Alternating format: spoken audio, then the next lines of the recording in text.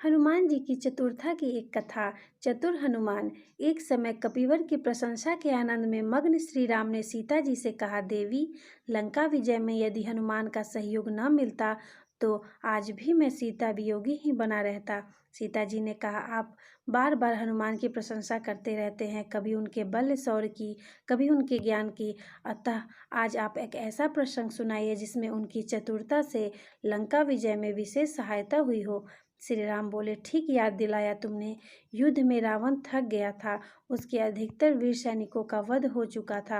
अब युद्ध में विजय प्राप्त करने का उसने अंतिम उपाय सोचा। यह था देवी को प्रसन्न करने के लिए चंडी महायज्ञ। यज्ञ आरंभ हो गया, किंतु हमारे हनुमान को चैन कहाँ। यदि यज्ञ पूर्ण हो जाता और रावण देवी से वर प्राप्त करने में सफल हो जाता तो उसकी विजय निश्चित थी। बस तुरंत उन्होंने ब्राह्मण का रूप धारण किया और यज्ञ में शामिल ब्राह्मणों को सेवा करना प्रारंभ कर दिया। ऐसी निस्वार्थ सेवा देखकर ब्राह्मण अति प्रसन्न हुए और उन्होंने हनुमान से वर मांगने के लिए कहा।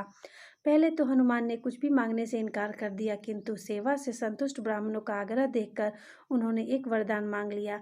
वरदान में क्या मांगा हनुमान ने? सीता के प्रश्न में उत्सुकता थी।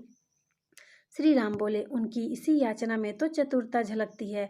जिस मंत्र को बार बार किया जा रहा था उसी मंत्र के एक अक्षर का परिवर्तन का हनुमान ने वरदान में मांग लिया और बेचारे भोले ब्राह्मणों ने तथास्तु कह दिया।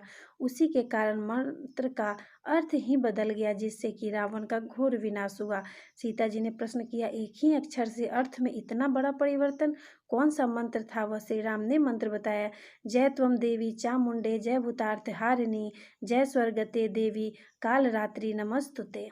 इस श्लोक में भूतार्थी हारिणी में ह के स्थान पर क का उच्चारण करने का हनुमान ने वर मांगा।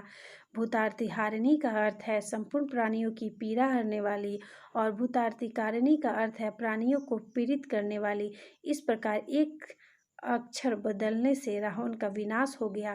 ऐसे चतुर शिरोमणि हैं हमारे हनुमान। श्री राम ने प्रसंग को पूरा किया। सीता जी इस प्रसंग को सुनकर अत्यंत प्रसन्न हुई। दोस्तों, आज के युग में हमें ऐसे हनुमान की आवश्यकता है जो स्वामी भक्त हो, ज्ञानी हो, चरित्र हो, त्यागी हो, जिसमें चतुरशीलता हो। सकल सुमंगल दायक रघुनायक गुणगान सादर सुनहि ते तरहि भव सिंधु बिना जल जान। भावार्थ, श्री रघुनाथ जी का गुणगान संपूर्ण सुंदर मंगलों का देने वाला है। जो इसे आदर सहित सुनेंगे वे बिना किसी जहाज के ही भवसागर को उतर जाएंगे। बोलो जय बजरंगबली हनुमान की जय। दोस्तों, आपको ये कथा अच्छी लगी हो तो मेरे चैनल को सब्सक्राइब